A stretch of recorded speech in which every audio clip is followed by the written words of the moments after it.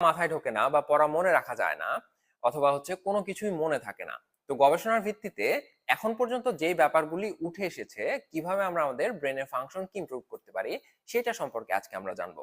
আমরা কাজটাকে দুইটা ভাগে ভাগ করে ফেলবো। প্রথমত আমাদের ব্রেনটাকে ব্যায়াম করাতে হবে। আর একটা যেই খাবারগুলি আমাদের ব্রেনকে অটোমেটিক্যালি ভালো করতে পারে সেই খাবারগুলি খাবো।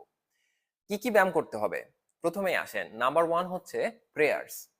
আমরা যারা মুসলিম আছি, আমাদের প্রত্যেকদিন 5 ওয়াক্ত নামাজ পড়া বাধ্যতামূলক। এখানে একটা ব্যাপার আছে, নামাজের সময় আমরা যে সূরা পড়ি বা যে সমস্ত কথাগুলি বলি, সেগুলো আমরা আসলে কতজন বুঝে বলি? ধর্মীয় নিয়ম অনুযায়ী আমাদের আসলে এগুলো কিন্তু বুঝে বলা উচিত। এবং নামাজের সময় আরেকটা গুরুত্বপূর্ণ ব্যাপার আপনাকে এটা অনুভব করতে হবে যে সৃষ্টিকর্তা আপনার সামনে দাঁড়িয়ে আছেন এবং আপনি তার সামনে দাঁড়িয়ে এই কথাগুলি বলছেন। এইটা যদি প্রত্যেকদিন 5 বার এইভাবে 5 ওয়াক্ত নামাজের সময় করা যায়, তাহলে প্রথমত